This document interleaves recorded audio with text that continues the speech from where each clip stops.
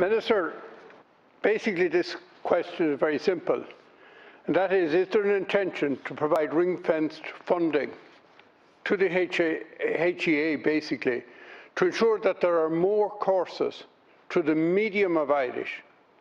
I'm not talking about courses teaching Irish, I'm talking about courses at third level through the medium of Irish, because there will be a demand for people qualified to professionally in Irish or through the medium of Irish because of the bill going through the Oireachtas at the moment, the Official Languages Amendment Bill. I'd be interested what provision is being made with your department to ensure that we're going to have the graduates there basically to provide these services.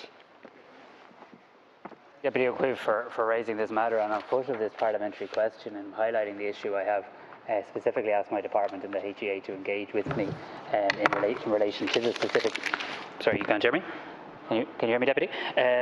Sorry, up in the rafters. I have specifically on foot of your parliamentary question, I have asked my department to engage with me directly and with the HEA on this matter. But my department, I want to assure you, is committed to the implementation of the Official Languages Act and the provision of Irish language services to its customers. And the Official Languages Amendment Bill 2019 is of high importance to Ireland and the life of the language in this country.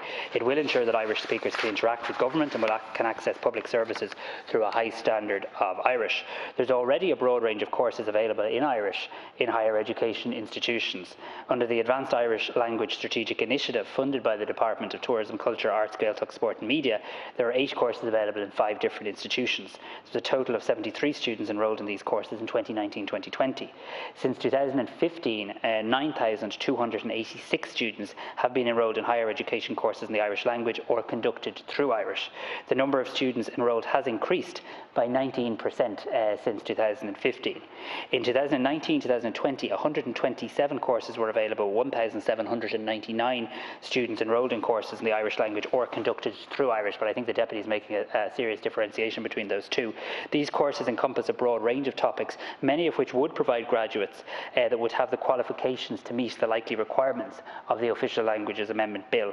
As is the case in terms of planning for meeting any specific skill need or education need in the workforce, the approach does need to be guided by evaluation and analysis of the relevant need. As set out, there is currently significant provision of Irish language training.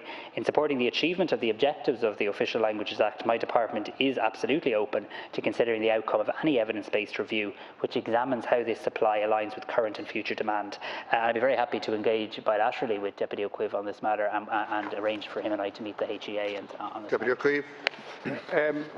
Well, I'd like to thank the Minister for the offer to engage with me bilaterally, and I'll certainly take you up on that because, I hear the reply, but I think we're a long way from where we need to be. And I have a pragmatic, practical view of this.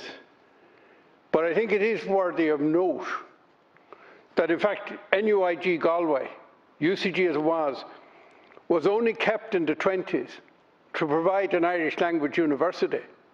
And even into the 60s, most of the professors had a capability in a wide range of subjects of teaching their subject through Irish, and there was quite a bit of educating through Irish going on. Now, as you know, Minister, there has been a huge growth in Gael Scalene. There has been a huge growth in Gael Chalacht at the second level. But in fact, it's regression that has happened over 40 years at third level, and even over 10 years. There's been regression in terms of the scope and number of Irish language courses. And, I'd be interested, could you tell me, Minister, how many students in third level in the whole country? And then you measure that against a figure of 73. Thanks, Deputy. So I think if you could tell me how many students are in third level, we'd get a scale of just how minuscule Irish language provision is. Minister, to respond. I think the Deputy may have a fair idea of the answer to the question that he's asking, which is always a good question to ask. I think there's about 200,000 students enrolled in higher education in Ireland now, up from 20,000 in 1971. So I take the point the Deputy makes.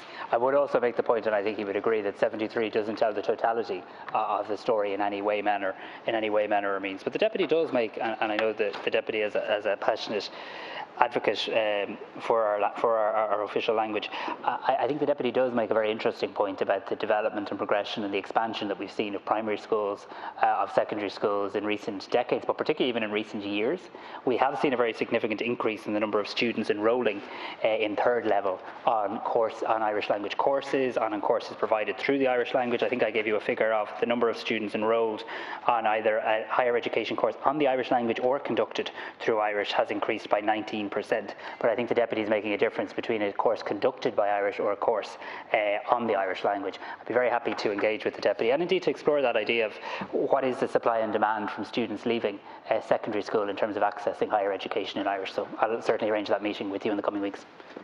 Yes, Minister, because I think when we engage with this, we'll engage at 3 levels. Courses through Irish, courses teaching the Irish language, and the third one is courses in professional Irish for certain occupations, for example, GPs for the Gaeltacht, or veterinary surgeons, or nurses, or all the other professions. Have they actually speech therapists, all the practical things where you would need the language of the profession as well as being able to have a general competence in the language. And therefore, can the Minister give me some indication, because I accept you're positive about this, when we might engage bilaterally so that we could move this forward? And also, can you tell me,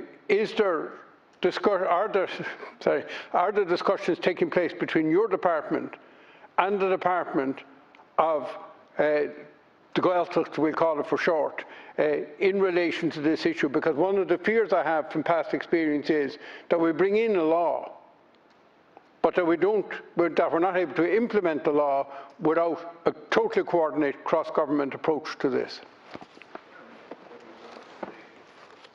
Well, as I won't give the Deputy the date and the time, I'll certainly give the Deputy the month. I'd be very happy to meet with Deputy Ó Cuív on this in the month of June.